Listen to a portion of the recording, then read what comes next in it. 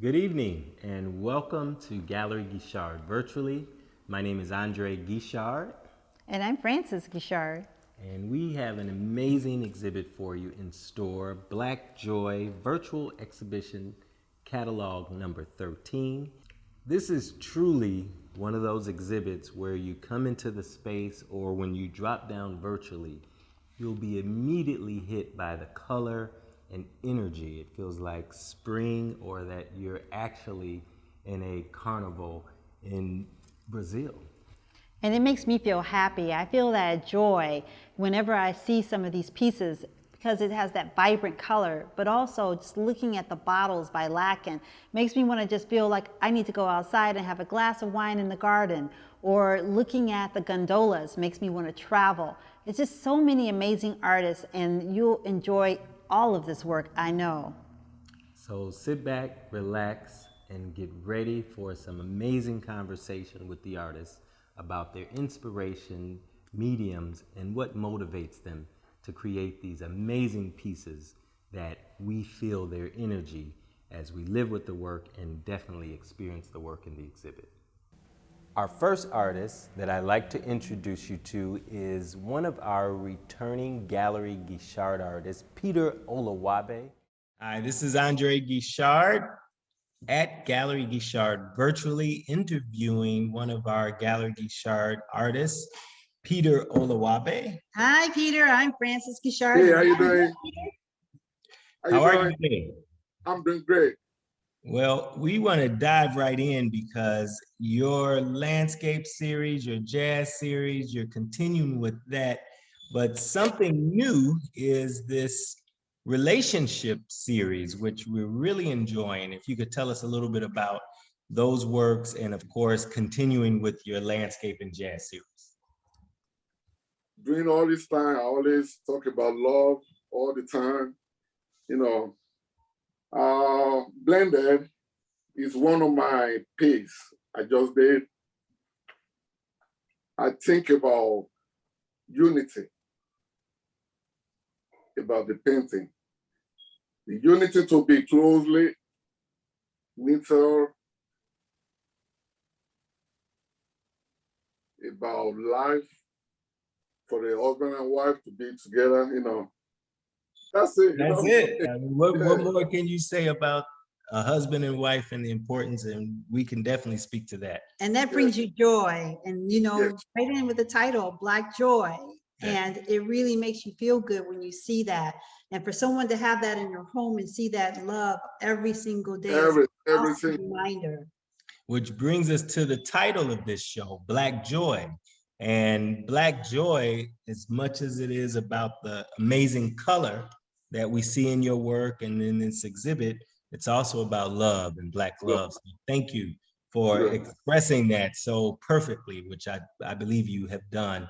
And in addition to that, your jazz series, it just continues to grow and express our culture and our music. And that is something else that you've done, again, very well.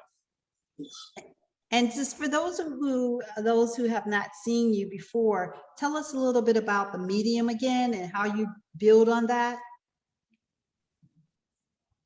I'm just a new kid on the block. It's now, I won't really pull myself together, to start with. In the future, I'm going to be real popular, Yeah. Well, Yeah. I would say the contrary, because pretty much everything you bring, our clients love, and you sell, and you continue to grow collectors. So I will say, make sure as you are exploring the virtual exhibit catalogs, take a look at virtual exhibit catalog number 13 and look specifically for Peter Olawabe's work. You can touch the matter tag and get the information about the title, medium, and you can find it on our website at www.galleryguichard.com. And once again, study long, study wrong, because Peter Olawabe's work continues to sell out. Absolutely. We're very proud of you, Peter. Thank you. Very thankful to have you as one of our Gallery Guichard artists. Thank you, Peter. Thank you. Thanks for having me. All Great right. talking with you. See you soon. Likewise. It's as easy as 1, 2, 3. click on the link for the virtual exhibition catalog that you're interested in. Then once it opens up, you are inside of the Gallery Guichard exhibition of your choice. Now you can move around freely by touching the circles, and you can get information about each painting, title, medium, artist, and contact information for Gallery Guichard. At this time, we'd like to introduce one of our returning Gallery Guichard artists, Dee Lammy Hansen, as she brings back her Indigo series. Welcome back. This is Andre Guichard, virtually from Gallery Guichard, virtual exhibition catalog number 13, Black Joy, here with my partner in crime. Hi, I'm Frances. And we are very excited to bring back to you one of our longstanding Gallery Guichard artists, Dee Lammy Hansen. How are you? How are you? Hi, Lammy. Hi. It's so nice to be here with you. Thank you, thank you. So I'm really excited because I have to admit I am partial to your Blue series. I always have been, and we are excited about featuring one of your new pieces that radiates with joy. Black Joy, as the title of the show appropriately is named. Well, the name of her is a dynamic woman, or I could say dynamic Black woman. She is actually the second piece that I've done in a new series that is a fusion of painting like you fell in love with from before, but also the metal point work that I've been doing, that I've been introducing through you. And now I'm putting it together because I want to be able to show that same dynamic of inner beauty, but I also want to show something that's showing that with the metal point, which is the reason why I started, was to show the beauty of the soul of people of color, Black people. And when you walk around each piece, you will actually see how the light has dynamic interaction with the artwork and with you. So that was my premise of creating this new group of work. I just wanted to show how beautiful the soul glows, and with the skin of the Black women, or the people, but mostly I do Black women. The skin is actually, the undertone is a pearl. So it's not just white, but it's a pearl, and then it's layers and layers of blue and pearl. So by the time you get it, you're actually seeing so many different layers of what the skin is all about. Beautiful. I noticed that you mostly do women, and so when it comes to your Blue series, where does that come from? Like, what is it that encourages you or inspires you to paint women? And then I want to know, why do you use blue, and how does that come about? That was my question. Indigo blue, but yeah. Well, the indigo blue is another thing, but this one is it's a phthalo blue. But let's go back to your first question. I use women because I am a woman. And number one, I know what it feels like when I guess women are very empathetic. We're taught to be so, if you think about it. But where I see things, and I see how there's levels of suffering self-suffering that we go through, that we're in. It's almost, at this point, it almost feels like it's a badge of honor, that we're supposed to suffer to make sure everybody else is happy. Now take that another step, turn it into what Black women go through. Okay, so what I'm doing is making sure that when a Black woman or a woman of color actually is looking at something like this, and it could also go down to the basic of woman, I want them to see something that goes, my soul is moving. I feel what she's feeling. I know what she's feeling, but I take it another step, because then we go to the blue. When I first started the blues, it was a few years ago, it's almost going on a 10-year thing. But I believe that at some point you get tired of the blues. if you know what I mean. Not the color, but the sadness. And so what I tried to do was take what emotional feeling that blue is and turn it into the positive. So what do you think of blue? You think of sky, you think of water. But at some point, you're not thinking of the sadness anymore. You're thinking of something that heals. And that, so I wanted to take something that would be considered, you know, da da da da da blues to the healing part. And that's why I'm so in love with the blue. Now, the funny thing is like when we first met, I went from cutting off sadness and creating from joy. And I didn't know I could do if I could do it or not, because I was doing it for 20 years. But now I've turned into this person that wants to celebrate our joy. And if you're not feeling joyful at that moment, I hope you feel joyful when you're standing in front of something that I created from joy. Beautiful. What Love it. Well said.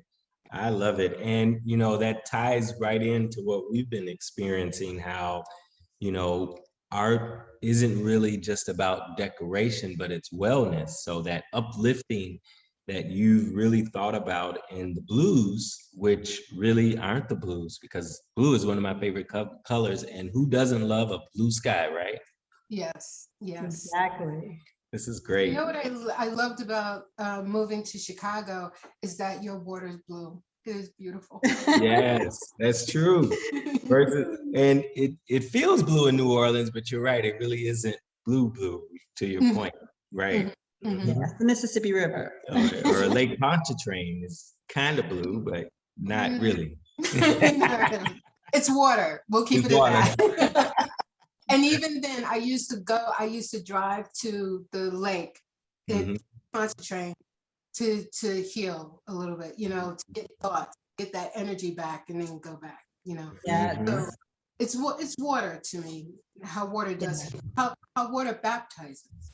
Yes. And it's like your paintings, same way, same feeling. So of course we have to ask about that beautiful work behind you. Looks like works in progress in the same series, is it?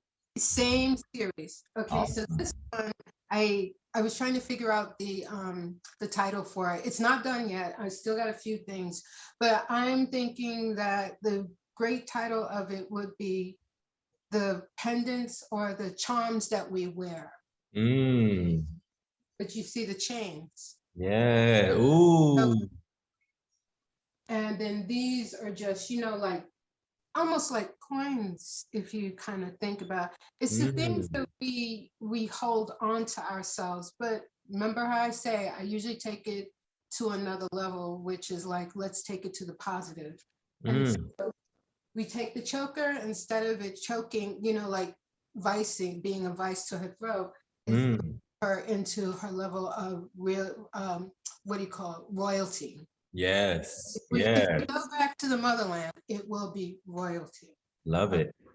With the chains, it's only just holding on and making it look beautiful. But it's, you know, as tight as those chains are, they're just hanging. They're not holding on to like this. It's not holding flat. It's just, it's my decoration, you know? I love it. And then these pendants here, and these are all done, it's not paint. It's actually done in my metal point.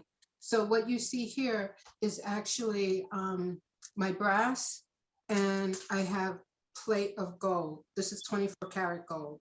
And so I go in and I do anything that you see that looks like gold to you, it's made from this. It's not painted.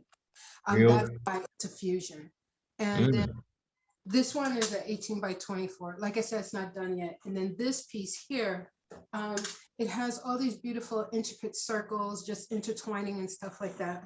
But it's going to turn into a full body piece. And the one thing I love about the one that's at Gallery Grichard, as well as this one, I love how the skin just totally is like, it pops, you know. It's not just blue skin. No, it's like you're looking at it, and she needs to show you how amazing her dark skin truly is. So that's Love it. That's beautiful. And I love so many things about it that, you know, so often we see our beautiful Black women with just amazing skin. You don't need a lot of makeup, and it's that natural beauty that I find Yeah. so attractive. And then lastly, how you are turning lemons into lemonade. You know, that's what we do. That's who we are. We make the best of things, and it transcends in your work. So congratulations. Right. And the love that she's showing herself by embracing herself. I Yeah. love that. Self-love. Self-love. You forgot have to to love point- yourself. I forgot to point, I don't know if you could see it, but she also has like a halo. Yes. Go ahead. I didn't even see that. That's Yeah, there's a Ooh. halo. Now it's not a full one, but it should, you know, because she's up, it's like, it's just going out to the ether. But also these, I don't, you see the circles? Yeah. It would be intertwining into her skin, you I know? love it. That's beautiful. Mm. And it's just, it's on, it almost goes back to full circle. I think we don't have to choose those lemons that were dealt. Mm. So at this point, you know, we could do the best that we have, and we could soar. Mm. And that's how I totally feel about our existence. We don't have to accept the stupid stuff because it is stupid. But we Yeah. know that there are things that make us happy. And I mean, in a good, beautiful, spiritual way. And we could choose that. And we could choose that for other people. And that's where my, you know, why I do what I do. Love the messages in your work. Totally. And when anyone gets a piece of your work, they take that message with them. Not only the beauty of the visual, but also those wonderful stories and the synopsis behind each of the pieces. I agree. And anyone interested in this amazing piece in this show, you can find it in virtual exhibition catalog number 13, Black Joy. And you can walk around the gallery, touch the meta tag, and take a look and get more information. And then stay tuned for those 2 works in progress. The June McCrae show, our DC show that we do annually, our 9th year.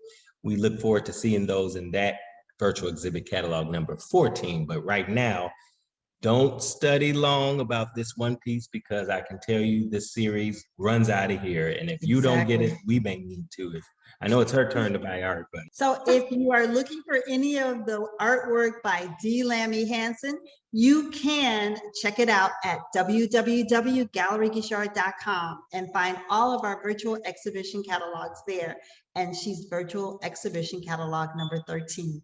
Thank you so much, Lammy. Thanks, Lammy. Thank you. Thanks for having me, and bless. Love you back. Bye-bye. It's as easy as 1, 2, 3. Click on the link for the virtual exhibition catalog that you're interested in. Then once it opens up, you are inside of the Gallery Guichard exhibition of your choice. Now you can move around freely by touching the circles, and you can get information about each painting, title, medium, artist, and contact information for Gallery Guichard. And now I'd like to introduce to you Akin. He has amazing work and this great conversation. Welcome back. This is Andre Guichard, And I'm Frances Guichard. and we're here at the Black Joy exhibition, and happy to introduce you to one of our favorite new emerging artists, Akin. Hi, Akin. Hi, how are you? Nice to see you guys again. Tell us about the mediums. You know, of course, you're reintroducing the bike chain again, but you introduced a new medium this time, and I love how you just do what you do. Actually, if you ask my son and ask him what's your father's favorite store, he will tell you Menards. So I'm always walking around Menards and seeing new products they have and whatnot. And I just walk, you look at things and find out, like, what can I do with this? And that was where it all started from. And you see the glitter and everything. And I was like, maybe I could introduce that into the heart, and I tried it and it looked good. And with the bicycle chains, I like it has the movement to it. It's like you can manipulate it whatever way you want to. So that's why I've been using more of that. Love it. I love it. Tell me a little bit about the theme that you're using. You had the women this time, and where does that come from? Deep inside of you, how do you bring that out? A lot of my friends say, Aki, you're a feminist. I'm always like rooting for women, because we have the mothers and the sisters and the daughters, and I have a lot of nieces. I don't have a daughter, but I have a lot of nieces. And I think a lot of women don't need to start realizing the strength that they have. You know what I mean? I say women are the thread to the cloth. When a tailor cuts the design, it's nothing without the thread. You know what I mean? So I believe women at that. And I think there's this fascination with the portraits of women and the strength that they have. And I think that's where, it's just how I feel. You know what I mean? The best way to say it, yeah. Though you're using that industrial medium, you're making your women look very feminine. Yeah. Thank you very much. Yes. It translates so well. because like the bike chain could be locks or just our woman's beautiful hair. I think I'm working on another piece, and I look in the washers a little bit glittery, and I look at that. The bike chains has been the strength, the strength, and the washers because they glitter, and I think I looked at it as the wealth, that the women. That's like I told you, I've been thinking, it's been getting me where I think a lot now, more than what I thought I could be doing. But it's been interesting, Johnny. Love it. Awesome. Thank you. The next piece is a more traditional African woman. What, if you could tell us about that one? The bright red colors, and, it just feels like something that I read about when you think about traditional cultures. What was the inspiration for that piece? I think with the beads, because of the bike chains, it's a little bit rigid, and I needed something that was, just to soften it up a little bit, and that was what made me think about introduce the beads just to soften it up, and the red is, with the strength as well, the colors and all that, and it's just one of those things where you it starts one way and you start getting yourself going into another realm entirely, and everything worked out together. Nice. Yes. Beautiful. Yes. I have to say, as an emerging artist just coming into the market, you're doing fantastic. Thank you very much. Everything you bring in. Everything. So much, and thanks to you guys. I really do appreciate you even having me to display in your gallery. And it's been more than the financial aspect of it, but just digging down into what you never thought you could be or you could do. So it's like, it takes a long time on a piece. I sometimes I feel like, why are you wasting so much time on that particular piece? But it's just the thought behind it, and it's been interesting. And thank you guys. Yes, and thank you. And I will say, just to comment on what Francis is saying, not only do your works sell out, but now they're starting to appreciate more because the demand is so high. So I will give everyone a heads up now that if you're interested, virtual exhibition catalog number 13, make sure you check out some of Atkins' new works, because if you study wrong, you study long. That's right. If you study long, you study wrong. Right? That's right. Yeah. And you can find the works at www.galleryguichard.com, and you can find Atkins' work along with all of our other gallery artists, but Atkins' work, you're gonna love it. That's Thank right. you. We crate Thank you. and ship as well. So if there's somebody who's watching this who doesn't live in Chicago, we can get that to you. Yes. He's hot. Okay, Thank good you. brother. All right, sir. It's I great appreciate you talking guys. with you. See you next Same time. here. It's as easy as 1, 2, 3. Click on the link for the virtual exhibition catalog that you're interested in. Then once it opens up, you are inside of the Gallery Guichard exhibition of your choice. Now you can move around freely by touching the circles, and you can get information about each painting, title, medium, artist, and contact information for Gallery Guichard. And next we have a new artist, Richland Ryan. Good evening and welcome back. This is Andre Guichard, And I'm Frances. and we're excited to continue on with our Black Joy conversation. And as you can see, this amazing work. It is. It's so vibrant, so beautiful, and it tells a story. I just can't wait to hear more about it from you guys. Thanks so much for being here. Thank you. We're excited to be in Chicago with you guys. And we're just overwhelmed with just being there with you guys. Even though we have to do it this way, Zoom, through the internet, it's still amazing to be able to communicate this way. Yes. I agree. Well, I'd say let's just dive right on in, because this for us is very exciting. It's like Christmas when we have the opportunity to introduce new artists to our market. And with your amazing work, we'll just start off with your beautiful colors. What is the process and the mediums that help bring that amazing energy off the canvas? And so the work behind me, I'm just going to go to this. Yes. Because it's one of my earlier pieces. And this piece behind me, there's not a lot of Black in the initial form. Right now, I'm using a lot of Black in my work. And I don't know if it was 2020 or something in me that just wants to express more Black. And I know what it is, but it's just coming out. But this piece was a collaborative work that we usually do every year with a Jacksonville group of artists. And it's through our eyes. It's with the Ritz Museum in Jacksonville. And a group of artists get together every year, and we get our marching order of some subject to explore creatively.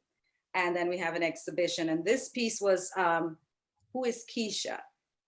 Wow. And, Keisha, the narrative of Keisha is, as we were brought to this hemisphere as slaves, they took away our naming rights and gave us these European names. And so in the 60s and the early 70s, Black people were Black power. And so we started creating our names.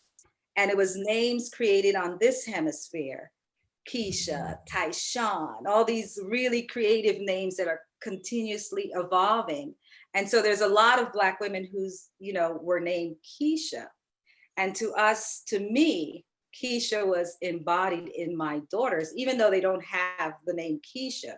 But how I expressed Keisha was through my two daughters, myself, and that is the power of us bringing forth our identity.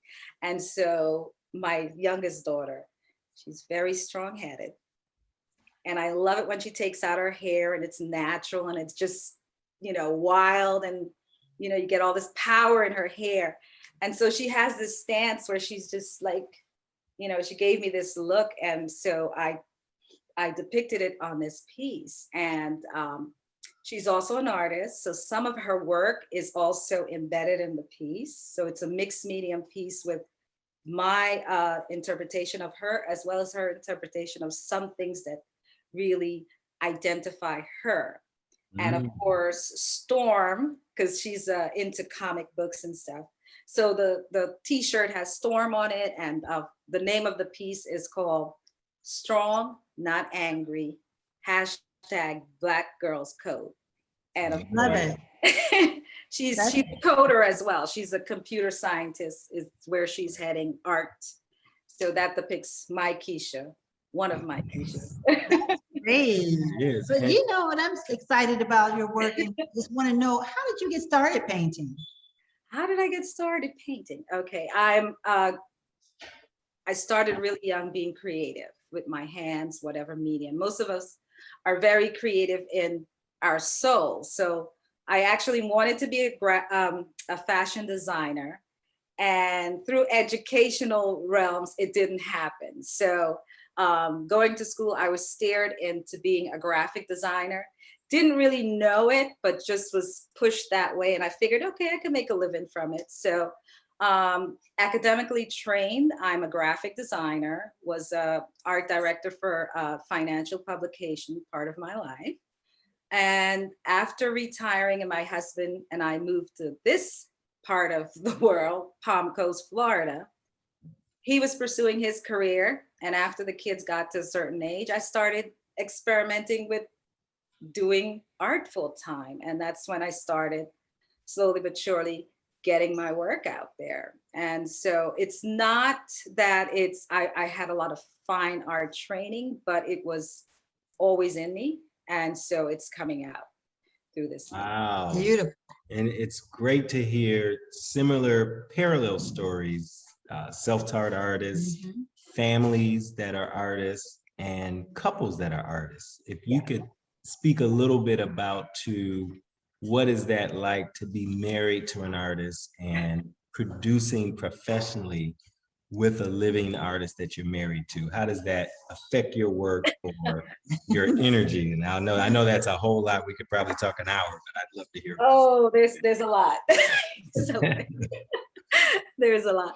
I mean, it's really good because he lets me do my thing. Because of course, he knows me. I'm very strong-headed. So when I want to do my thing, I do my thing. No matter what he says, I do my thing. So he's, more in the realism genre of art. He's very tight, very concise, very academic. Whereas I've always been very free-flowing, and my art is there's some constraints as well as there's a lot of room to just be free.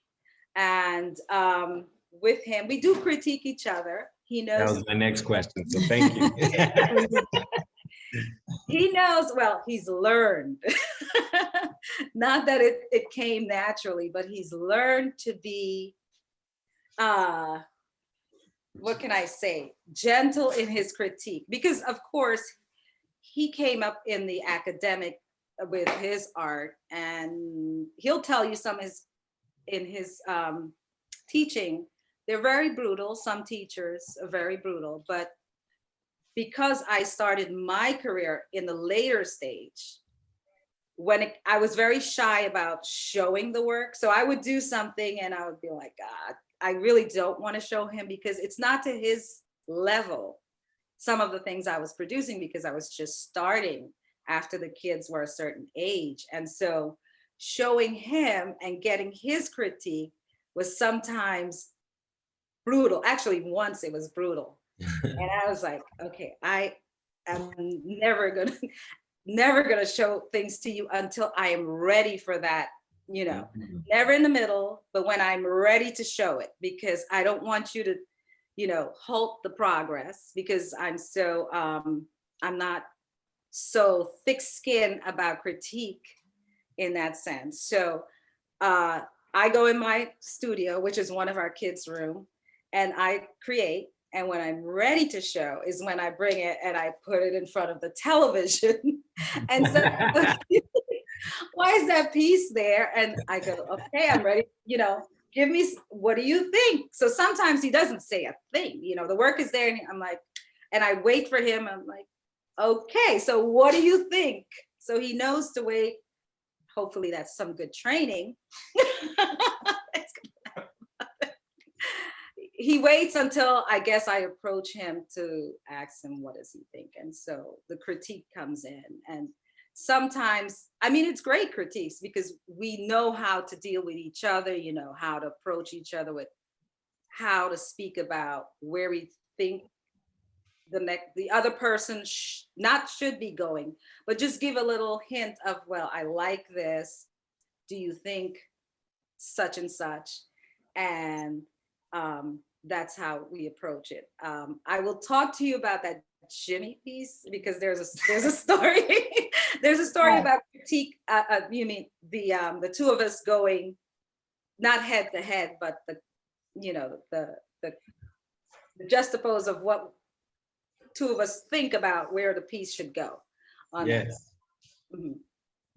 Tell us a little bit Yeah, I about was that, gonna say Jimmy. that, That's Jimmy called piece. psychedelic. Right. Hey, I'd love to hear about that. And Okay.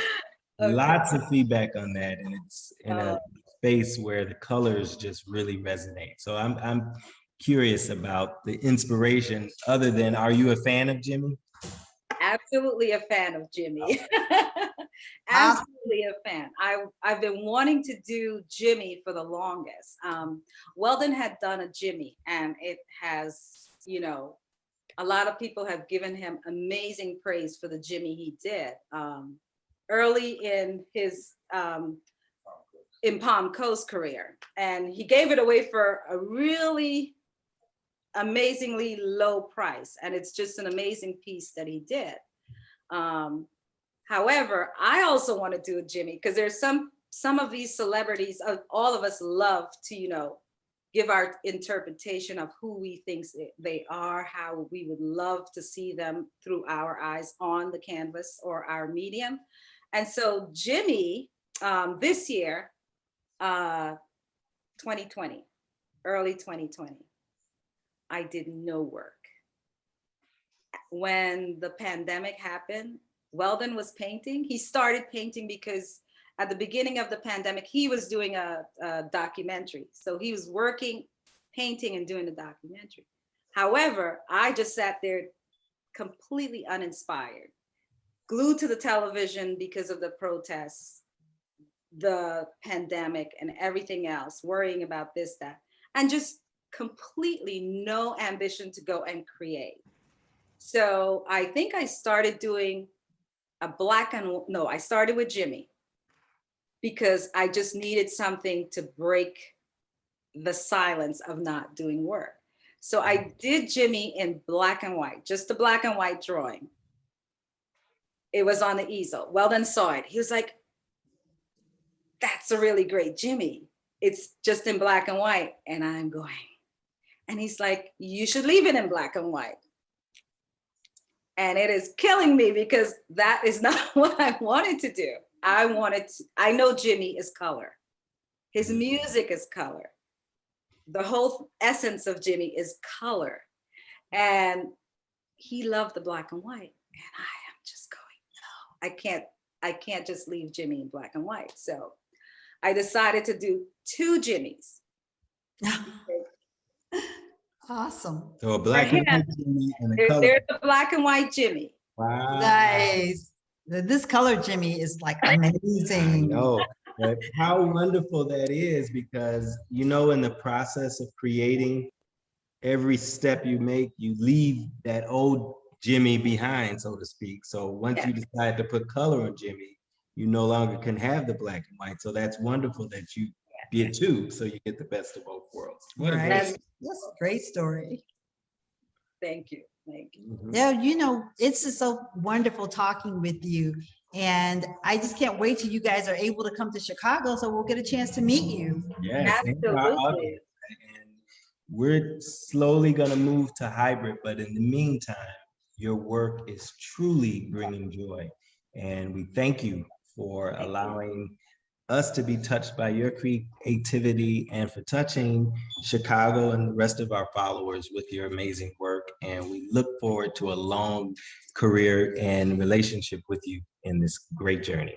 Thank you so much. Thank you, Richland. We truly appreciate you. Yes. Okay, thank you. Don't forget, you can see Richland's work by dropping down into virtual exhibition catalog number 13 and walk around the gallery and get up close on her work. And of course, touch the matter tag to get the information about the pricing. Right. And if you see something, if anybody sees anything they like, they can just reach us at www.galleryguichard.com. Our information is there so they can purchase the artwork. Yes. Thank you, Richland. Thank you Take so care. much. Take care. Bye-bye. Bye. It's as easy as 1, 2, 3. Click on the link for the virtual exhibition catalog that you're interested in. Then once it opens up, you are inside of the Gallery Guichard exhibition of your choice. Now you can move around freely by touching the circles, and you can get information about each painting, title, medium, artist, and contact information for Gallery Guichard. Please welcome Isiaka, one of our returning Gallery Guichard artists, who's an emerging artist who's introducing 2 new series tonight. Please welcome Isiaka. Welcome back to Gallery Guichard virtually and virtual exhibition catalog number 13. And it's a great show. Yeah, I'm Frances Guichard. And I'm Andre Guichard. And we are interviewing another one of our famous and rising emerging artists, Isiaka. How are you, Isiaka? Fine, thank you for having me today.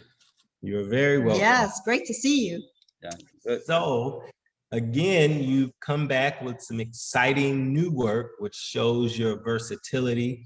2 pieces, one with beads and then one with a famous civil rights icon. And the Malcolm X is really nice. So we'll start off with the Malcolm X. And if you could tell us your inspiration and the process, because it's very different from what people normally see as it relates to paintings in that fashion. So if you could tell us a little bit about that, the mediums and your process and inspiration.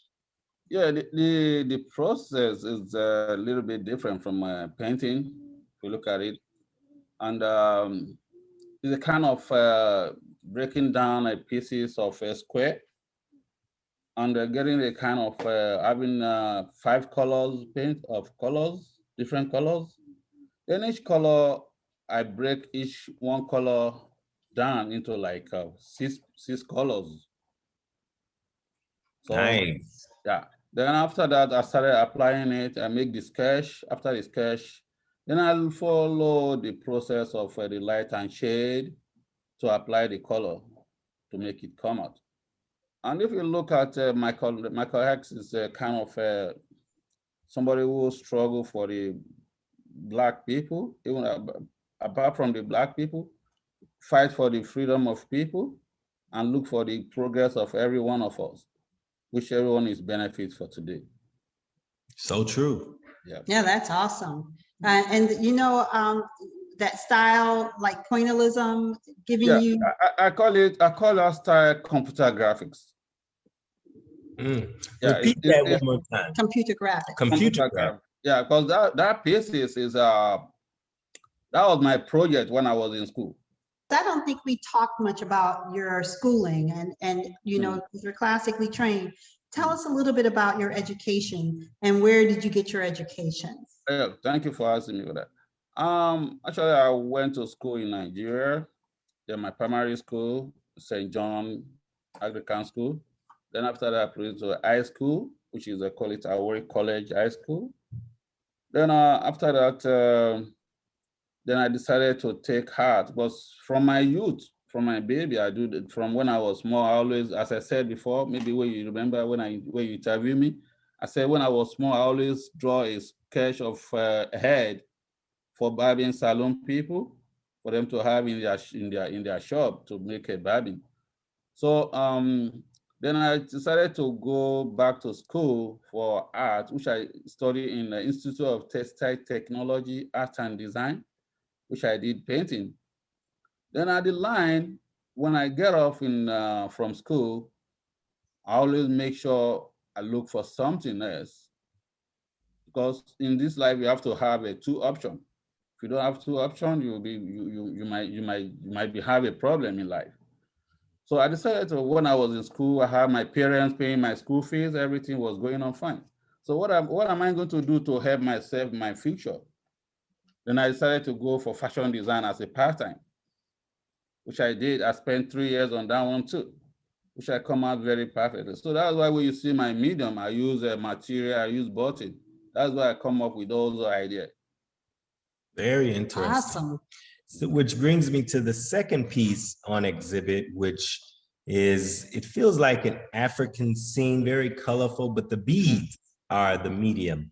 You could talk to us a bit about that inspiration, the process, and is that something that you learned in school or you just came up creatively? That one too, I learned that one too in school. Well, if you see the way I set up the bead is quite different. The process is like, when you make the sketch, you have to make sure you follow the line to figure out how the bead will look like. So I first of all make the bead to make outline of the sketch. Then before I start putting on the bead inside the where I want the color to go. So which is a good pieces, a stronger pieces. So yeah. I agree.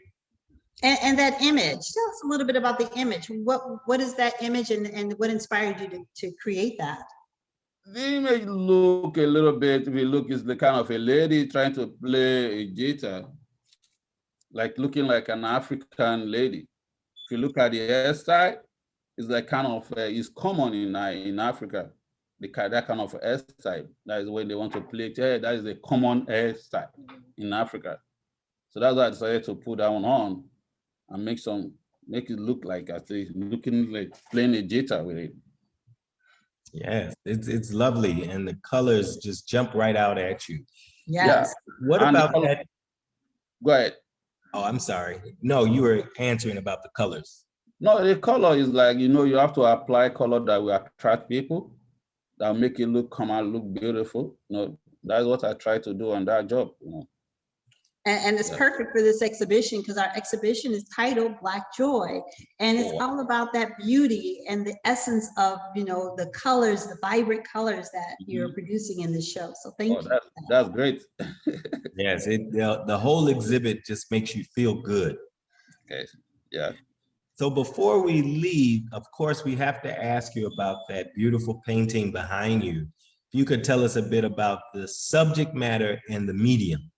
Yeah, about this painting. So I just think, as I told you, I have a 6 years old in my house. Most of the time, she don't like to go to bed. She don't want to go to bed. She wants to like be all day in the house. I always make sure you go to bed by at least 8 o'clock, 8:30, latest 8:30. Yeah. And she was like, "Oh no, Daddy, I still have like 30 minutes." I said, "No, you need to go to bed." So then that one decided make me to look, okay, let me come up with something let me make a sketch that will portray that time to go to bed. And she looks so comfortable. Right. Like, she's happy you finally got her to sleep. Yeah. Smile on her face. Yeah. Love it. So I use a button. You see, I use button. Mostly 99.5 of it is button. I would say, 99.8 is button. 99.8 is button. Just a little bit of bead, which is some little space, which I know that I can't find a little button. I cannot cut it. I always cut some. If I can cut it, cut button, because I have a big scissors which I can use to cut it. So if I cannot cut, I use a little bit to block the little space out of it. Nice. Yeah, look forward to seeing it in person. Can't wait till you finish it. Sure. When you see it, you will like, oh, wow. Lovely. Yeah. All I can say is thank you for sharing your creativity once again with the gallery. And I'm sure this will be another successful show for you. And of course, our viewers can find this work in virtual exhibition catalog number 13, Black Joy. And again, I can't say it enough. If you study long, you study wrong, because these artists' works constantly sell. So don't think about it. That's right. Visit our website at www.galleryguichard.com for all of the work. And of course, Isiaka's amazing pieces. All right, Isiaka, thank you again. And we look forward to seeing more of your work in the future. Sure. Thank you. Thank you for having me. You are so Bye-bye. welcome. Bye-bye. Bye-bye. It's as easy as 1, 2, 3. Click on the link for the virtual exhibition catalog that you're interested in. Then once it opens up, you are inside of the Gallery Guichard exhibition of your choice. Now you can move around freely by touching the circles, and you can get information about each painting, title, medium, artist, and contact information for Gallery Guichard. And our next artist is Weldon Ryan from Florida. Welcome to Gallery Guichard virtually. Hi, Weldon. Hi, it's a real pleasure to be here. Thank you all for the opportunity to be with Gallery Guichard, especially the Chicago audience. It's phenomenal. It's great. It's a great city. Thank you. Yes, it is. Thank you. And so is Florida. And thank you for bringing us to what feels like you're literally in Brazil. And for those who haven't been to Carnival, you have given us a crash course of the people and the energy. So thank you. So much energy. That's great. Well, So, of course, everyone, at first glance, almost think it's a photograph. So I'd like for you to share as much as you can about your training and inspiration and what it really takes to create these beautiful works of art that we have the pleasure of sharing. wow, it's been a long time ambition. I went to specialized high school in New York for art, and I was going the way of book jacket illustration, science fiction, and romance covers. So oil painting is something that I do.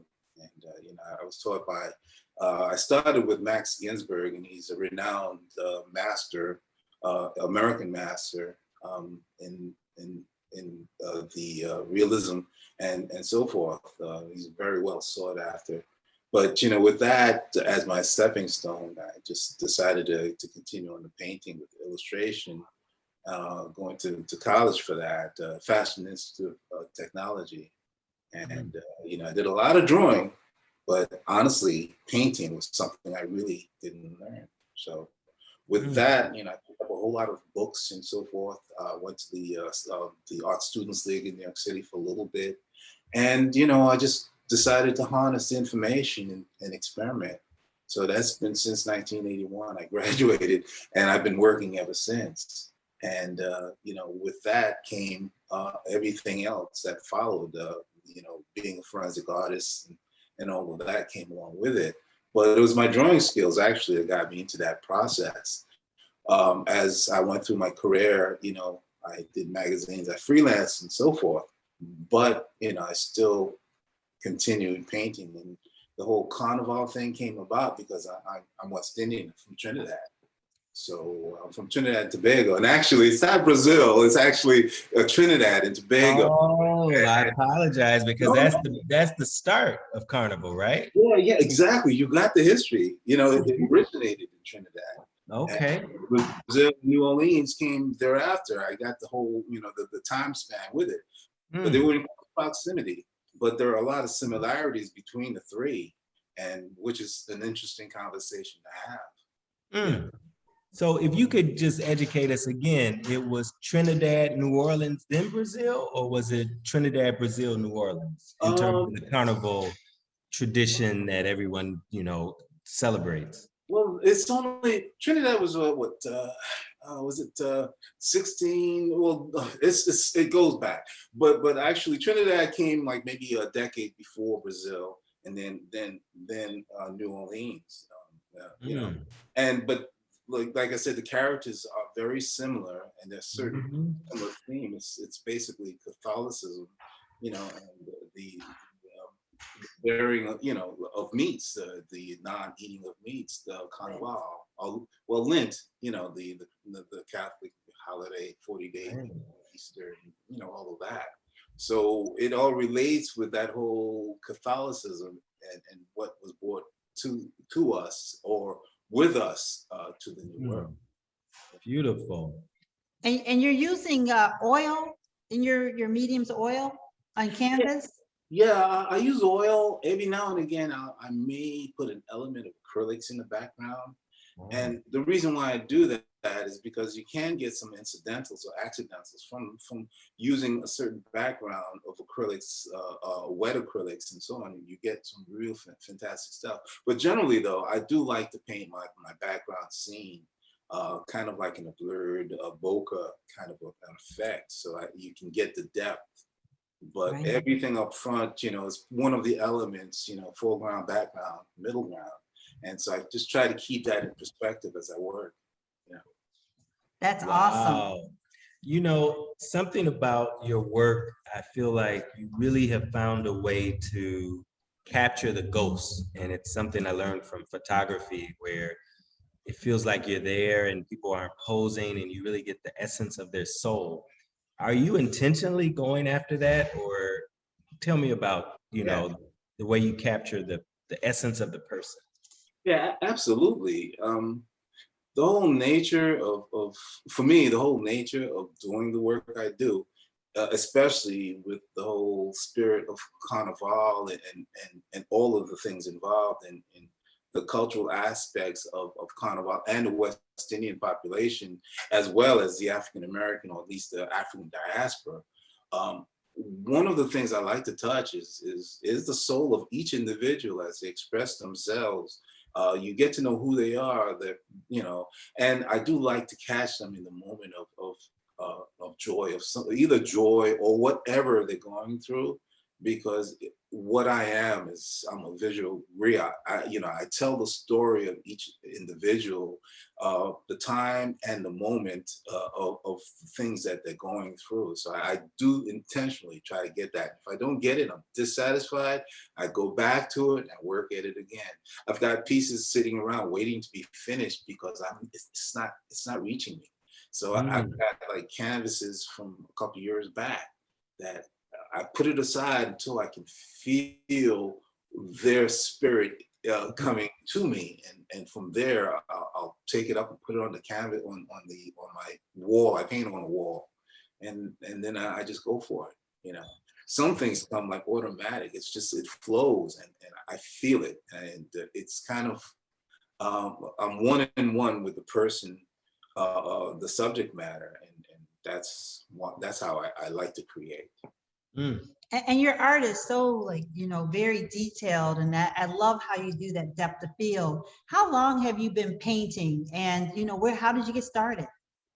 I've been painting oils a long. As a matter of fact, I'm like in my 50s now, and I've been doing this for a long time. But my first oil painting kit was like at 16, so I've been wanting to do this a long time.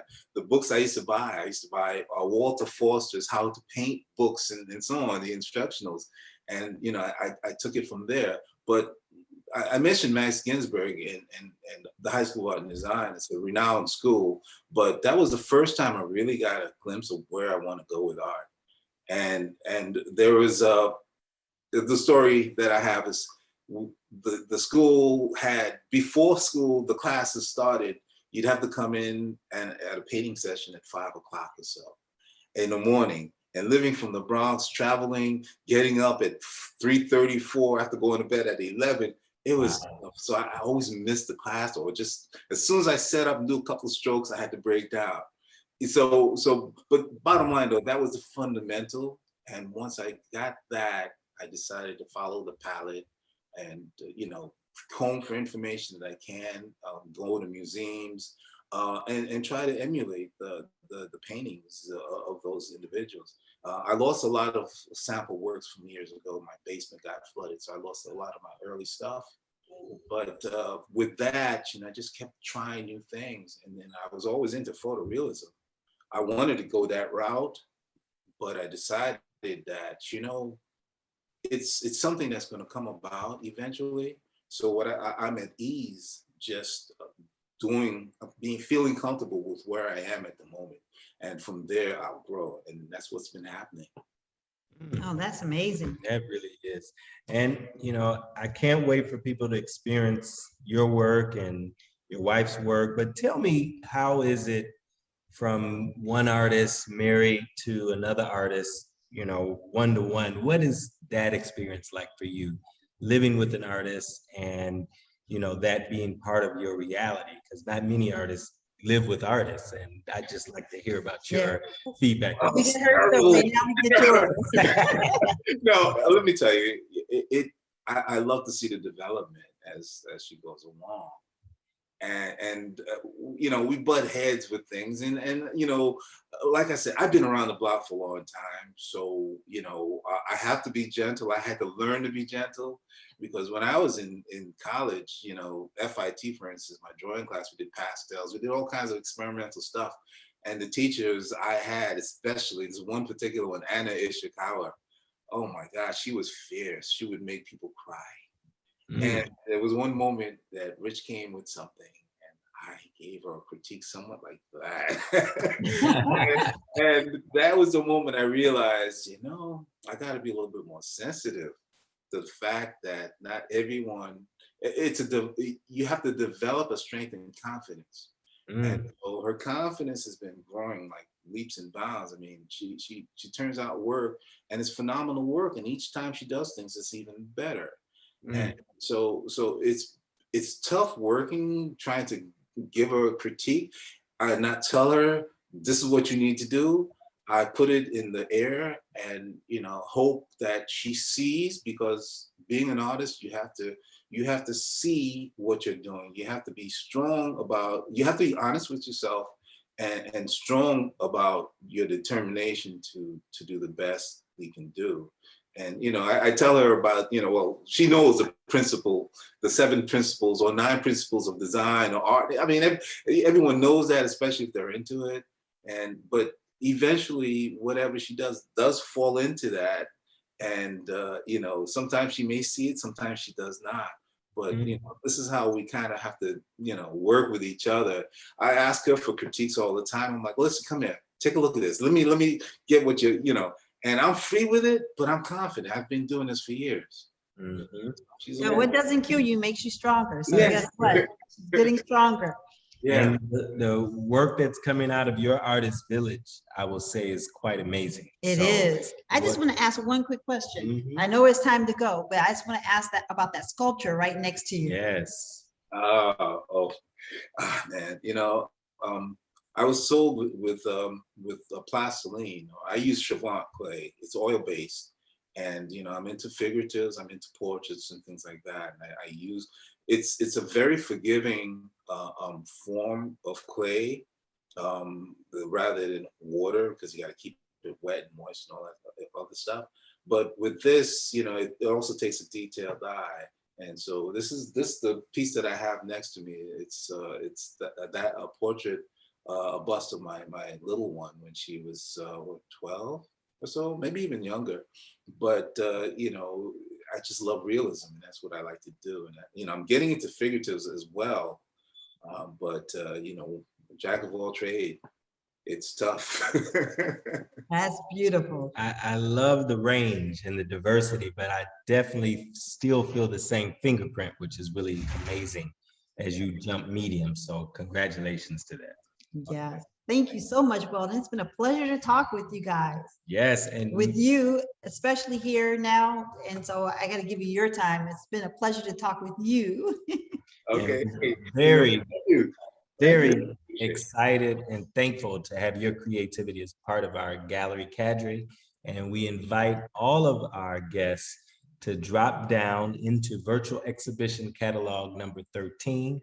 And you can walk around and see Weldon's work close up and touch on the matter tag so you can get information about his pricing. But definitely, this is a treat for Chicago and all of our guests. So thank you again. And we look forward to a very long relationship. Oh, definitely. Thank you much. Thank you, Weldon. Have a good day. It's as easy as 1, 2, 3. Click on the link for the virtual exhibition catalog that you're interested in. Then once it opens up, you are inside of the Gallery Guichard exhibition of your choice. Now you can move around freely by touching the circles, and you can get information about each painting, title, medium, artist, and contact information for Gallery Guichard. And now I'd like to introduce to you our artist all the way from London, Lakin. Hello and good evening. This is Andre Guichard, co-owner of Gallery Guichard, curator with my wonderful business partner and wife, Frances. Hi, how are you? I am also co-owner, gallerist, artist, and collector. And we are very excited to introduce you to an amazing artist who is part of our new exhibition, Black Joy, which will be featured in virtual exhibition catalog number 13. Number 13, Wow. wow. And this amazing artist, I feel like we already know each other because of my long-term relationship with his brother, Abiola Akintola. Abiola. Is a dear friend, colleague, and someone we cherish our relationship with not only him, but your older brother, Ademola. Ademola Akintola. And now we're being honored with the opportunity to feature Lakin's, Akintola's amazing work. And without further ado, we'd like to introduce you to Lakin Akintola, all the way from London across the pond. Hi, Lakin, how are you? Hello, good afternoon, good morning over there. How are you? Excellent. Fantastic. Yeah. So your work, really, your fingerprint is amazing as it relates to a new style that we haven't seen here in Chicago or even traveling across the country. So if we could start off by you telling us a little bit about your inspiration and your mediums in this amazing body of work that we're showcasing in this new exhibit. Oh, thank you very much.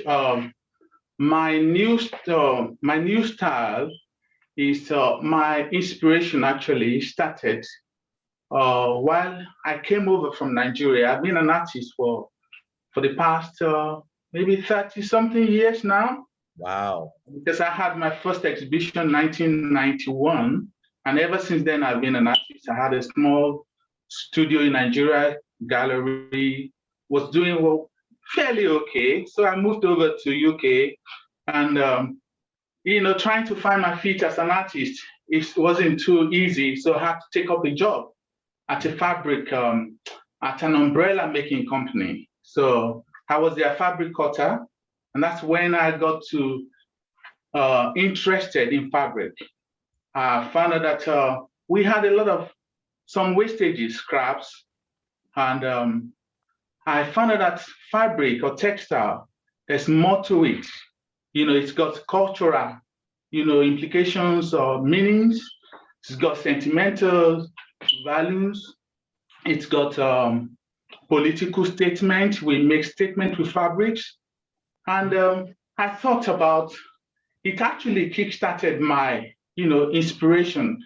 I wanted to explore fabric, textile. I wanted to see what I can do with it. Can I make statement? Can I research into the fabric, African fabrics, Scottish fabric, whatever, every fabric that comes across my way. So that got me interested. And for me, it's not just, and I use African fabrics. I use recycled material, recycled fabrics. So for me, I know it's good to use fabric, recycled fabrics because it's good for the environment. But for me, it's more than that, a little bit more than that, deeper. Because when you recycle fabrics, you're giving it a new life. And that's what it does for me. It's my story. The using fabric reminds me of regeneration, the power of regeneration, that I can create something new from an old, material. So that's how I got interested in fabrics. And I started working with it and experimenting with it. And I came up with my style. That's Lovely. a great, place in what's happening in the world today. Right after, right now, still going through the pandemic, but coming close to the end, you're talking about a rebirth, you know, renewing. And so that is awesome and perfect for this exhibition. Tell us a little bit about how you got started as an artist, knowing that your brother Abiola is a master artist and he is, you know, a professor and was classically trained. And then you have a brother Ademola, as we said, and a whole village of artists from Nigeria. How did you get started? And, you know, where do you go from here? Okay, I got started at a very young age because I just thought it was natural with me. And my mom, actually, our mother, was artistic. You know, every time we had to make something from primary school, like a craft, she always gave me a helping hand. So in school, I always excelled, you know, I did well in art. But I never thought I would be an artist because my love for science. So, and it was like I had to hide it away from my father because he wanted me to be like a medical doctor, and I pursued it anyway. I tried my best to get to medical school, but I couldn't. But I went ahead and studied animal science instead. But I always knew that I am an artist. And when the opportunity came for, you know, to exhibit my work in 1991, I took back together with another brother of mine called Akintola in Nigeria now. We had an exhibition in American Embassy in Lagos, and all my works sold. So ever since then, I sponsored myself throughout university with my works. So selling my works, and when I graduated, I didn't apply for any job. I just, even before I finished university, I had my shop, you know, my hat shop. I employed about 2 people working for me. I'll be shuttling between campus and Ibadan. I'll be selling my work. So I never did any other thing except when I came to this country and I found that I had to, you know, do other stuff. So that's when I actually started. Wow. Awesome.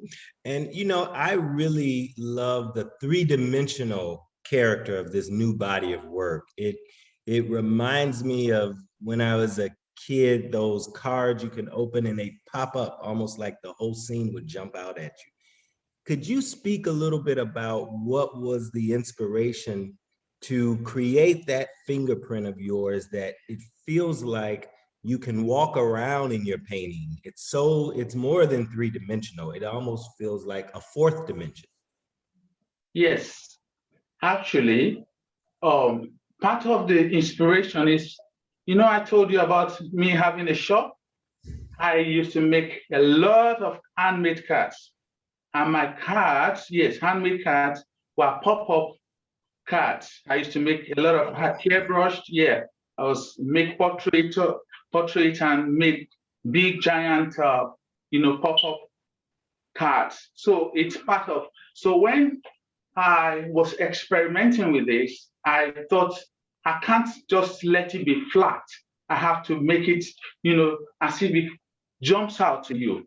And as I'm learning in this medium as well, I'm allowing the fabric, the material, to tell me, to dictate to me how it wants me to work with it. Because sometimes you want to bend it a certain way, it tells you this is how you want to go. So I allow the fabric and the material I use underneath to control the flow. That's how I came about that. So there's a sense of discovery that happens in your process. So it's not necessarily what you're thinking exactly. You allow it to happen more organically, I would say. Yes. Awesome. Yes, I would say so. That's awesome. And seeing that, do you have, you know, are there stories behind your paintings? Can you give us a synopsis on 1 or 2 of your pieces? Particularly the one with the umbrellas. Yes. Now that I know you've worked in an umbrella factory, I'm really curious about that piece in particular. It's one of my favorites. Mine too. Thank you. Thank you very much. The umbrella company I worked with, We were actually making high-end umbrella that's very expensive that I couldn't even afford, maybe 400 pounds umbrella. So fried, yes, and more than that, 3,000, 4,000, that's umbrellas we were making. So I fell in love with umbrellas, the process, the making of it, the sewing of it, the cutting of it, the polishing and everything. So I fell in love with umbrellas, and I hope, and I'm thinking that more futures, you in the future you will see futures of umbrellas in my works. But that particular work, I call it, the title is Rain or Shine, whether it's raining or shining. The umbrella itself, it's a symbol of covering. We use umbrella for covering. When you say somebody's under the umbrella, you are under the covering of maybe God, or the umbrella covering of your authority or something like that. And it is that fashion. It was a status statement as well in those days, in the days gone past. People had umbrellas. You can actually almost tell what status they belong to. But today, everybody uses umbrella. It's fragile, it's flimsy, but it protects us from the sun. It protects us from the rain. And when you go around the streets of London or Chicago in the rainy days, you see people cuddling under the umbrellas.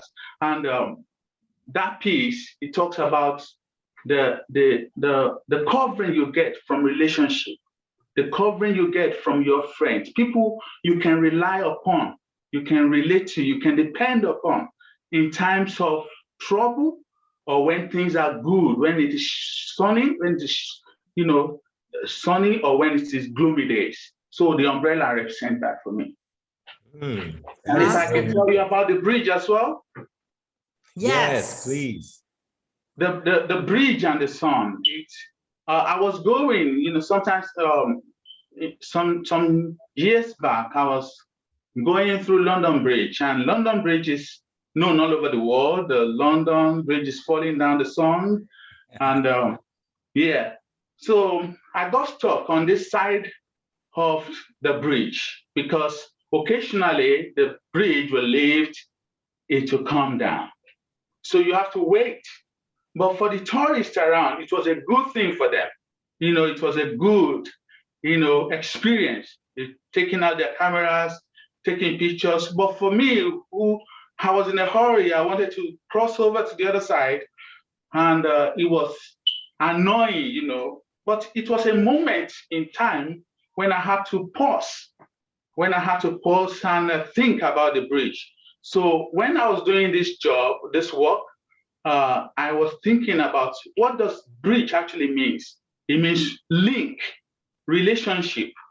So, and it depends on what you want to do about the bridge. Do you want to repair it?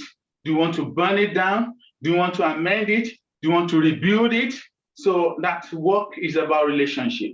And what you do with it is left to you. Love it. Love it. I'm curious about your opinion about the role of an artist during this time of COVID, because I look at your work and it's so uplifting. Is that your intention, or is just that the feeling that happens through your process? And how has your experience been in terms of your creative process during COVID? Because it's really uplifting work. Thank you very much. The time of COVID it's a blessing in disguise. It's a time of rediscovery. And a lot of things happened during COVID, apart from the pandemic itself, the Black Lives Matter. And there was this demonstration here in London where I had to go with my children for the demonstration. I could not convince them not to go. So I had to go with them to show that they don't misbehave when they get there. So all these political things going on around us, they kind of, fueling me, firing me up to do works that can, create an avenue for dialogue for people to think about. So the time of COVID actually helped me to think a lot of what I want to do with my works. Awesome. Well, this has been great. This is your debut with Gallery Gishard. Thank you, Rick. I have a feeling all of these works are going to sell like that. And it's just amazing. And I know that, you're just now coming out, so you're giving people an opportunity to see some of your best works. And we're so happy to have you here at Gallery Gishard. Yeah, I would just second that.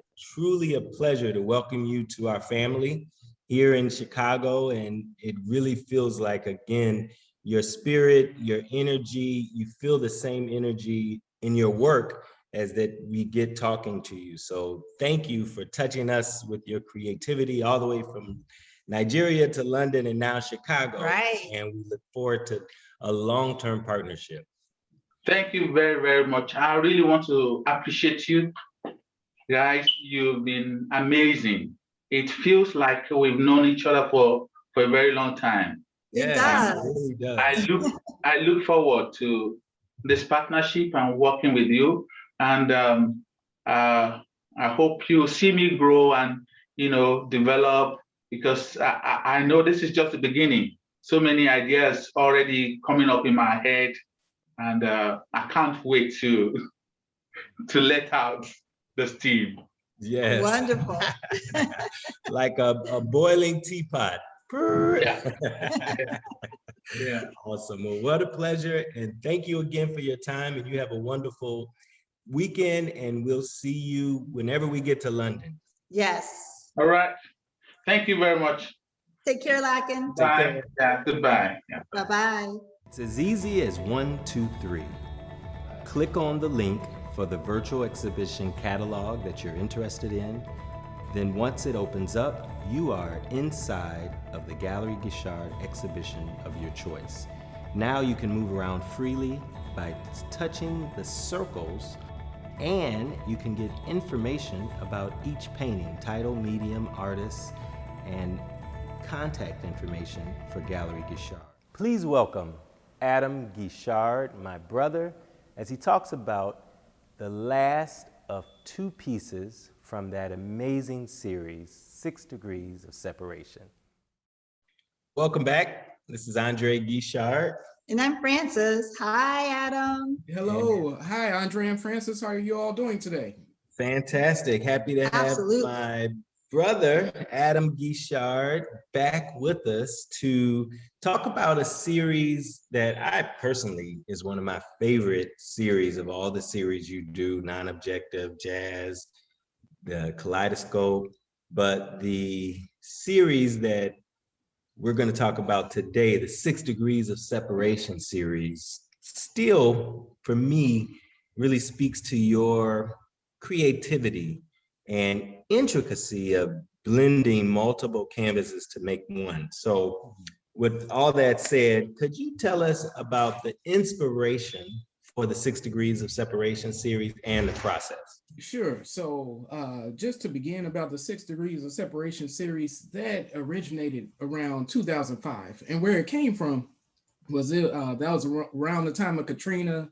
If you all can remember around that time frame, it was just a lot of fragmentation amongst the races in America, a lot of disunity. And if you look at the 7 Degrees of Separation, all you see are a lot of mixed colors, strips that are woven together. And I wanted it to represent what I want America to be, not so much the way it is. You know, the way I see it is all people and things just all over the table, where I think the way you get things done is coming together. And that is the inspiration behind the 7 Degrees of Separation series. And you also hit on something else where you're saying all these different colors and things of that nature.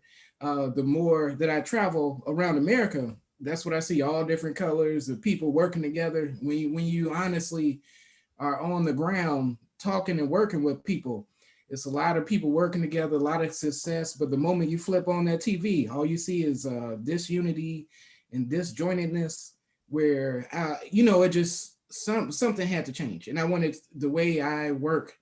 I'm not so much the political guy that will stand in front of a microphone, but I am a guy that likes to express himself via my artwork. And that was the inspiration behind that. And from that inspiration, I have made that series in every color, whether it be blue, silver, gold, bronze. The rationale would be to represent all of us. I know it's no silver people, but I just wanted to show that we can work and accomplish things together more than we can separated in this unified. But I have some good and bad news for you all. The good news for the gallery is you all have my last 2 paintings from that series. Wow. So anybody watching this interview, this is a major time, major focus. I've been creating that series since 2005, and it's not so much I lost interest or something like that, but with a lot of artists out there, you just grow and do different things where whoever purchases the artwork from the gallery, oh man, those are truly some collectible pieces, since that series won't be remade again. Wow. Yeah, that's what all the artists say. Yeah, never say never. Never say never. Look. And once these last 2 sell, believe me, they're going to be asking for more. So hopefully that will inspire you to maybe go down a different tangent, because that message is so needed right now in terms of coming together and a multicultural world. It sounds like that's what you're also speaking to non-objectively. Right, exactly. And just living, the average person works with everyone. No one works with all Black people or all one race working with one race. It's a mixture. And what I can see looking outside, the lights are on, society's working. That means we're all working together to a large extent. So I just hate to see the disunity and disparity that we see every day on television or is communicated by our colleagues or friends, because I think it's in the long run not necessary. When you really talk to that person that you may not be in agreement with, once you're able to discuss your problem and just figure out what are the focal points, you can move past anything you're going through. And ultimately, that's what 7 Degrees of Separation is about. It's the multiplicity of colors. What can I say? Shapes that some will see that shouldn't go together, but work perfectly. And that's the way I see the world. A lot of people say, hey, that shouldn't work with this or that shouldn't go with that. But the more you play with it and the more you look at the larger task at hand and what your major focus is, it can work.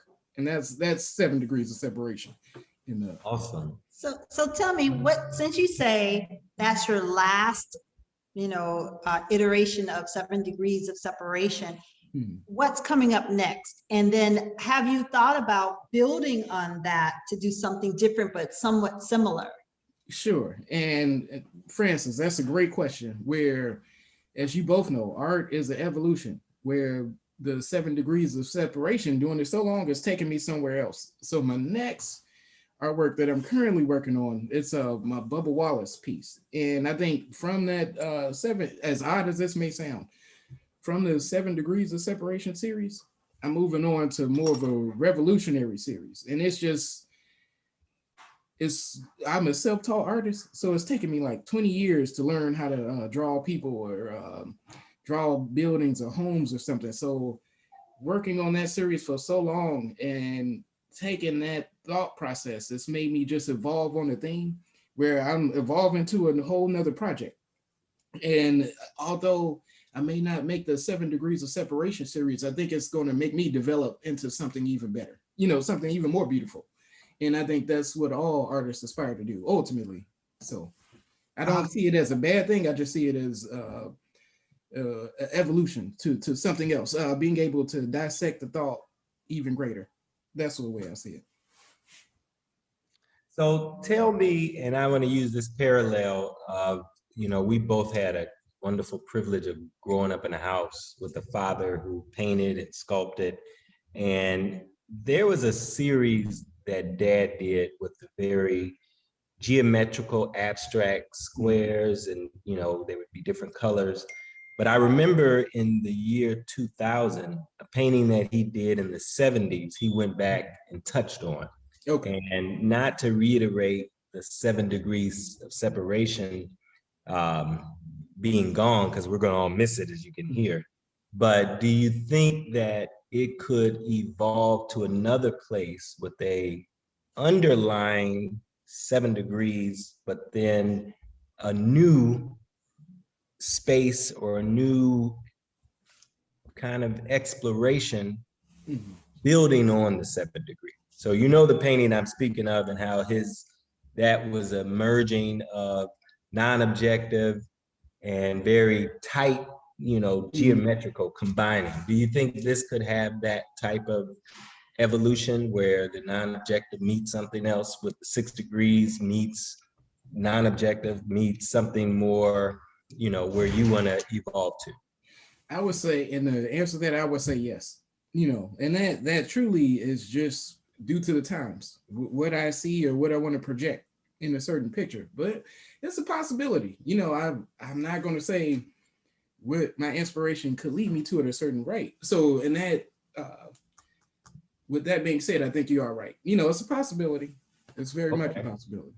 That's very good. Very good. Well, I don't know if you have another question, but I'm just excited to be able to showcase the last of that great era.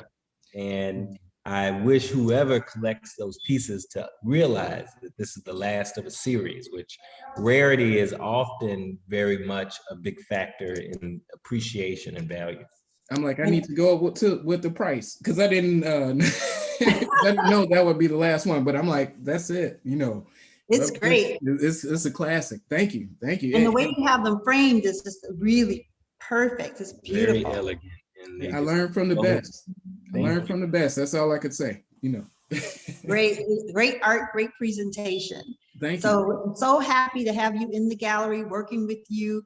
Family is so important, and it's important that we continue to work together as a unit. You look at the Nigerian artists, and then you look at the artists from New Orleans, the Guichards. It's so important that we continue to share and to build upon what we have and to show it to the world. And just to talk to the gallery on a larger extent, I mean, it's a beautiful, amazing place. African-American artists, a lot of people always say, why do Black people need their own art galleries? Well, what I'll say in regards to that, a lot of Caucasian artists, they have a lot of opportunities out there that Black artists don't, where Gallery Guichard has laid a foundation for the Southside African-American artists to show their work where they wouldn't have that place to display. So, I want to pat you guys on the back too, for not only supporting the art community, but supporting the community. So, it just goes beyond what you all are doing at Gallery Guichard. Thank you, Adam. Thank you, Adam. And whether it's the Tom Joyner Cruise or the gallery on 35th, or now the new gallery here at the Brownsburg Artist Loft, you've been there every step of the way. Absolutely. And we appreciate you adding your fingerprint and your touch of creativity to the offerings that we've been able to offer. And we couldn't do it without our artists. So thank you. Thank you. Thank you so much. And all I can promise is there's more great artwork to come and more great events. So I hope to see everybody there. Awesome. Thank you, Adam. It's good talking with you. Thank you, and have a great day, guys. You too. You too. Talk to you soon. All right, talk to you soon. Bye-bye. It's as easy as 1, 2, 3. Click on the link for the virtual exhibition catalog that you're interested in. Then once it opens up, you are inside of the Gallery Guichard exhibition of your choice. Now you can move around freely by touching the circles, and you can get information about each painting, title, medium, artist, and contact information for Gallery Guichard. It brings me great pleasure to introduce you to one of our returning Gallery Guichard artists, Pearly Taylor, with her high energy work and one of her featured pieces, Invictus. Welcome back. My name is Andre Guichard of Gallery Guichard, co-owner, artist, collector. And I'm Frances Guichard, co-owner, artist, and collector. And welcome again to the virtual exhibition of Black Joy and our virtual exhibition catalog number 13. Yes. Very excited to welcome one of our long-standing Gallery Guichard artists, amazing non-objective artist who continues to just what I call create live energy on canvas. And without further ado, Pearly Taylor. Hey, Pearly. Hey, how are you? Great. How are you? I'm doing good. Fantastic. You know, I'm not going to talk about your age, but Black Don't Crack and your energy. You can just tell me the secret, you and your husband. I don't know what y'all eating. I wish I knew. I would bottle it and sell it. I keep doing good genes. And you seem to be putting it on the canvas, which is what I want to talk about today. Okay. Motivation and process for this work that when you see it, it just feels like you're looking at something live that just happened and it's still moving. So if you could tell us a little bit about your inspiration, medium, and process. Okay. Inspiration wise, it doesn't take a lot of inspiration for me, but for this particular work, I was inspired because there's so much going on. And because I'm abstract, my feelings get involved in my work. And it comes out in colors and splashes and all different sorts of things. And for one of the paintings that I'm presenting today on the show is a painting that came during the George Floyd stuff that's still not over, but I felt very strongly about it. And I think this particular piece called The Night That Covers Me kind of illustrates what I was feeling while that was going on. And it's still ongoing because I'm still watching it. I'm still feeling the effects from it.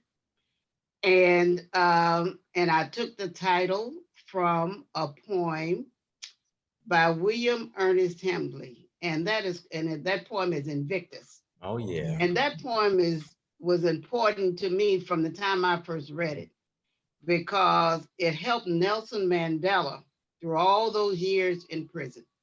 He had to have something to hold him to make his spirit stronger. Yes. And if he could use a poem to do that, then it really was easy for me to use art to do that. Awesome. And and I try not to be too specific because my work is so abstract. And usually the viewer sees something other than what I see in it.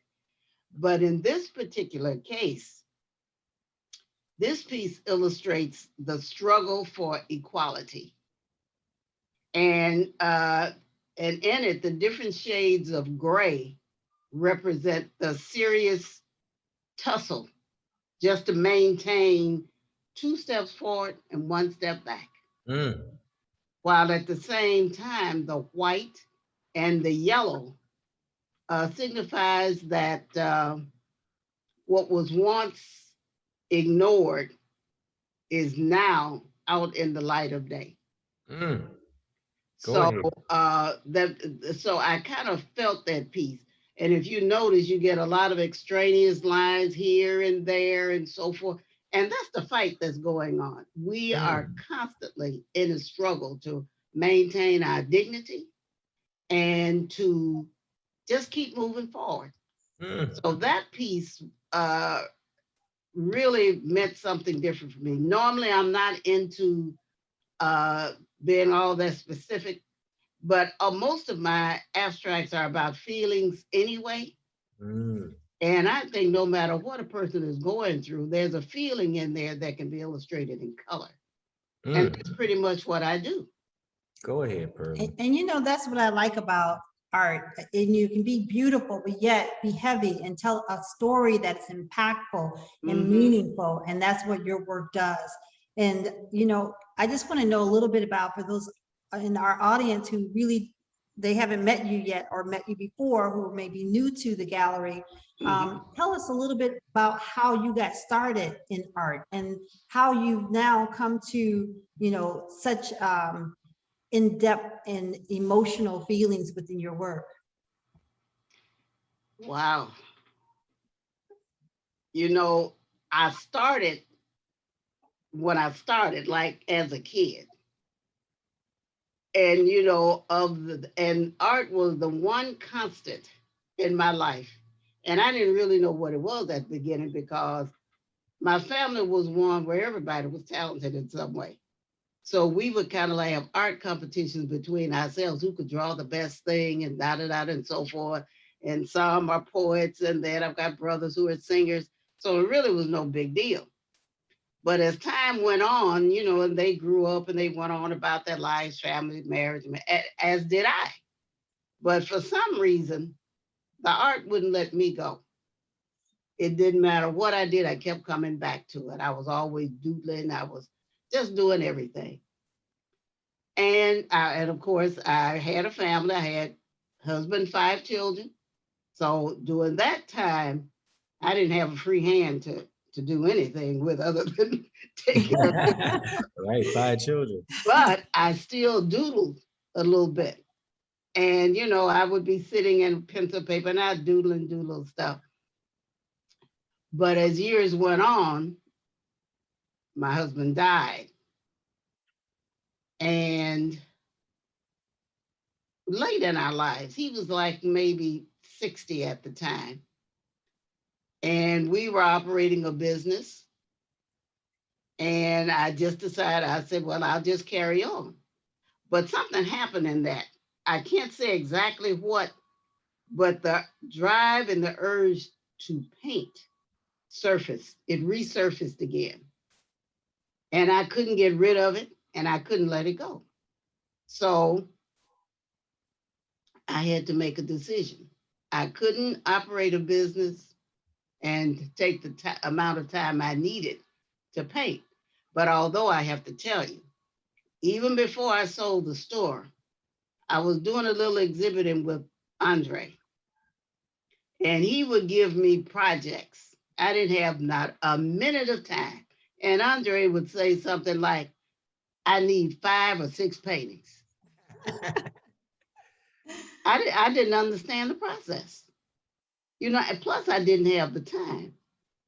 And the funny thing about that, because my husband's death was still pretty new, because this was like the following year, going home from the store and having to paint just did wonders for me.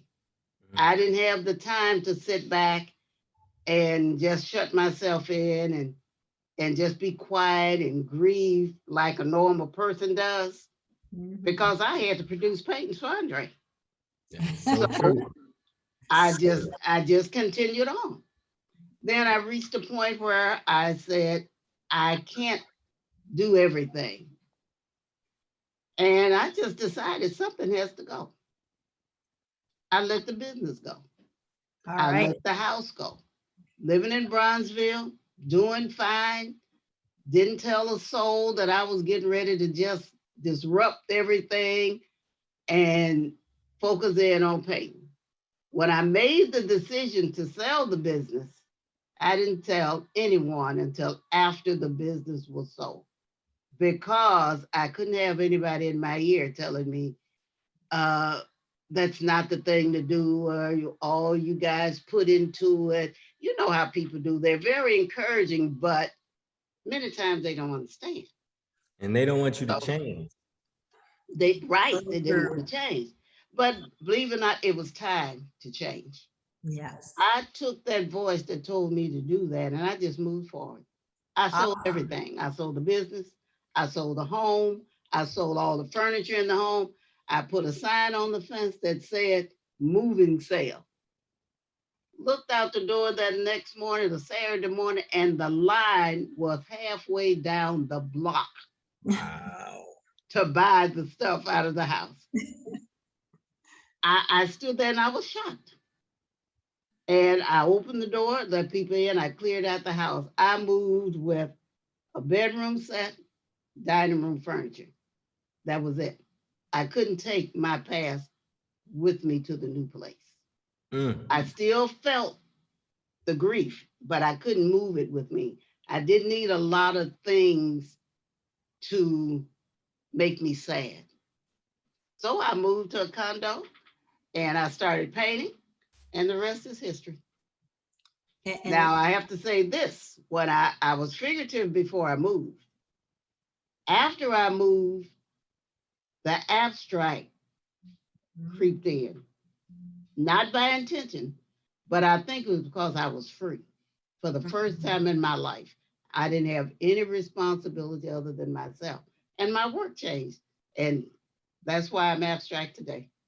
That's beautiful. Wow. And now your work is moving and selling, and it's just awesome, flying off the door, out the door. And you've Well, never looked back. thank you. And I have to throw in my 2 cents of that history, because Lynn had to know that he was preparing you for the future, because back then, Lynn and you were my primary shipper as an artist. Absolutely. And Lynn and you would provide impeccable service. And I had an incident one time where Lynn really helped me through a claim where my art had gotten damaged. And he asked one favor, and that one favor was, you know, my wife is a closet artist, and I'd like you to come see her work. And normally when people say that, it's like, okay, Yeah, here we go. here we go. But in your case, when I came over to your house and he showed me the work, all figurative, but extremely amazing work, and an extremely talented artist. And I'm like, hey, Lynn, she is a closet artist. I only had 3 pieces. Well, Were complete. those 3 showed a technical skill that really speaks to your ability as an abstract artist, because a lot of people think what you do could be like, oh, that's easy. But, you know, that leads me to my next question about your process. I mean, who would think a mature, retired woman would have the energy to paint with a mop on large canvases? And the control you use is just unspeakable. So if you could talk a little bit about that process with mop and acrylic on canvas. Well, there's a story to that. Before Lynn died, I had bought a 4x4 foot painting, like, say, in August of the year before. And I told him, I'm going to paint this. And I never got around to it. So New Year came, and the painting was still sitting up in the studio that I had in the house in Bronzeville. I had a studio there that I didn't have time for. New Year's night, I took that big canvas. Well, I laid it on the floor up on in the studio, because I wasn't going to let him get up New Year's Day, a whole brand new year, just to say, I told you, I knew you wasn't going to paint anything. And I spent most of that night doing an abstract with that. And because I was so fond of Jackson Pollock, it was done in that style. I got up, when I finally finished it, I got up early that next morning, took it down, hung it in the living room before he got up. He came down the stairs, stood on the landing before he got to the final planet, and he stared at the painting, didn't say a word. And I'm standing there just hyper, say something, you know. And he turned around and just said 2 words, well, 3 actually, I like it. Nice. Nice. After that, that was in my head a little bit, because I had never tried abstract before, but I figured that would be easy, although it took me all night.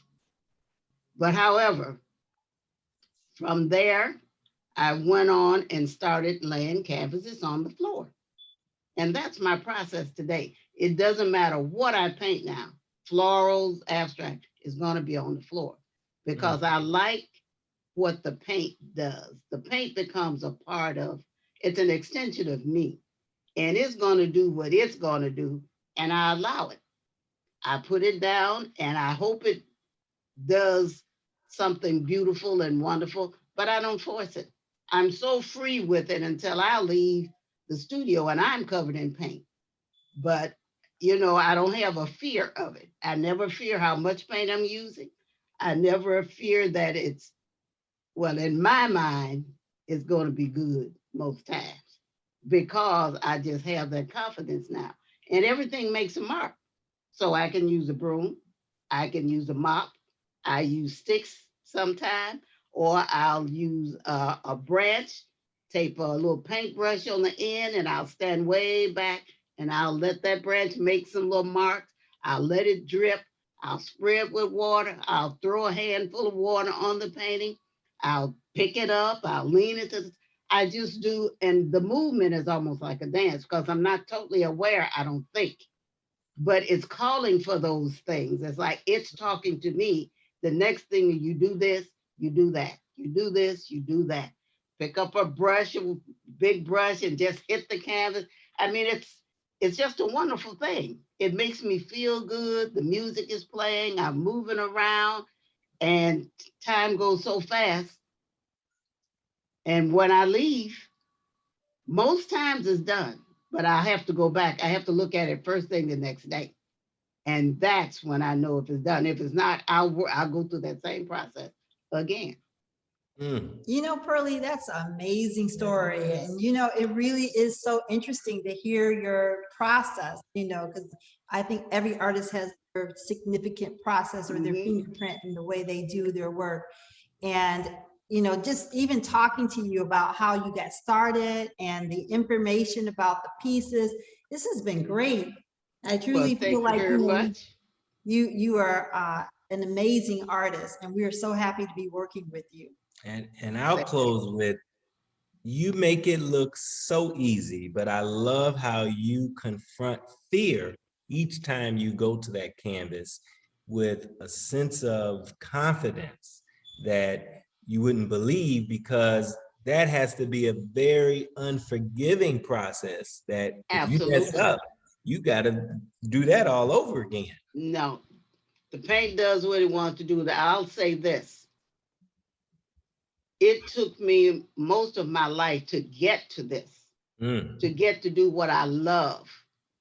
And I'm so thankful for that until this had to be the gift that I was born with. And I'm just trying to make the most of it. Awesome. Yes, yes. Well, thank you for touching us with your creativity and your friendship. And I'm so happy that we get to share your amazing talent with the world.